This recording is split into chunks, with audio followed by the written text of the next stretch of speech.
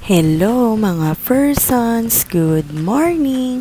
Ang sarap lang magising sa ganitong view. Nabalitaan nyo na ba itong bagong staycation dito sa Zamboanga City na 30 minutes away lang from the town proper? Siyempre, it depends on the traffic conditions. At dito na nga yan sa The Lodge at Kapisan. Ang bubungad sa inyo ay ang maaliwalas na playground na siguradong ikakatuwa ng inyong mga junakis at mga young at heart. Meron silang 3 types of cabins, ang basic, lower, and upper terrain cabins. At ito ang kanilang regular rates. Meron din silang mga promo rates. Kaya follow po kayo sa kanilang Facebook page to keep updated. Pare-parehas lang naman ang mga itsura ng mga cabins. Ang location lang ang nagva-vary. Hindi po pala ito sponsored.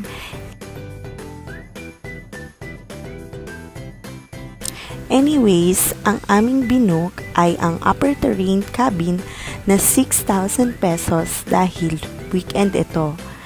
Mas malapit ito sa mga amenities at ito ang may pinakamaaliwalas na view.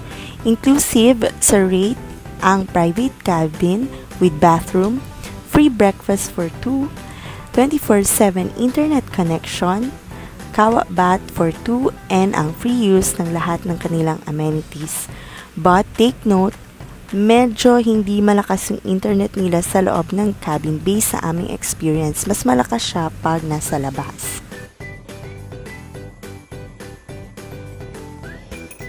Quick overview tayo kung ano ang nasa loob ng cabin. Pagpasok ninyo ay meron itong sofa na pwede rin gawing higaan kung sakali mang more than 2 ang mag-occupy ng cabin. Meron na ring refrigerator, merong kettle, and then free coffee, and meron na ring mga mugs. Ito naman ang kanilang comfort room. Ayan, kung bet nyo naman na nakabukas lang habang nagna-number 2 kayo, pwede rin naman. Ayan ang kanilang shower. Bibigyan din kayo ng toothbrush, soap, and shampoo. Surrounded by glass ang cabin at natatabunan namang ito ng mga curtains.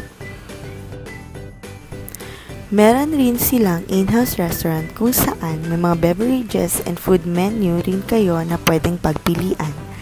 Para sa kanilang all-day breakfast, nag-range ito sa 200 pesos and para sa kanilang mga mains ay nasa 250 pesos. Maire-recommend ko dito ang beef and mushroom na sobrang sarap. Nung stay namin ay wala silang bentang mineral water, although bibigyan naman po kayo. But if you want, pumili na siguro kayo beforehand. Kami lang ang guest that time kaya sobrang nakaka-relax ang katahimikan. Para kang nagre-retreat sa sobrang tahimik at sarap ng hangin. Meron silang mga board games at billiards na tiyak pagkasama nyo ang barkada at pamilya ay mag-e-enjoy.